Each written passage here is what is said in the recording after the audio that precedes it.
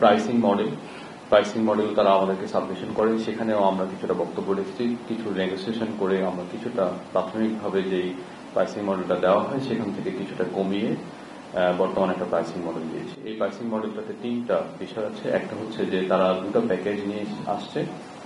একটা প্যাকেজ হচ্ছে residence, Sterling residence, সেটা বাংলাদেশি গ্রাহকদের জন্য 6,000 টাকা প্রতি মাসে। দ্বিতীয় প্যাকেজটা হচ্ছে স্টার্লিং লাইট, সেটা 4200 টাকা করে। আর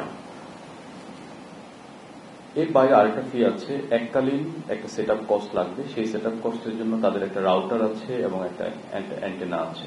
আপনারা জানেন যে যেহেতু এটা স্যাটেলাইট ইন্টারনেট, এর জন্য কোন ধরনের কোর নেটওয়ার্ক, ট্রান্সমিশন নেটওয়ার্ক বা অ্যাক্সেস নেটওয়ার্ক, এই ধরনের নেটওয়ার্কের প্রয়োজন হয় না।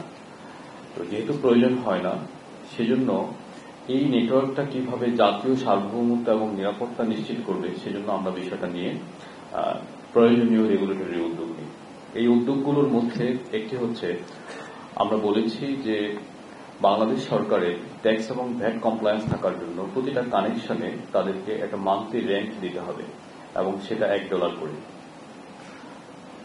তারপরে যেহেতু প্রতিটা ডিভাইসের উপর, কানেক্টেড ডিভাইসের উপরে আমরা ট্যাক্স এবং ভ্যাট আহরণ করব, সেই জন্য এই ডিভাইসগুলোর বিপরীতে তাদেরকে নো অবজেকশন সার্টিফিকেট দিতে হবে।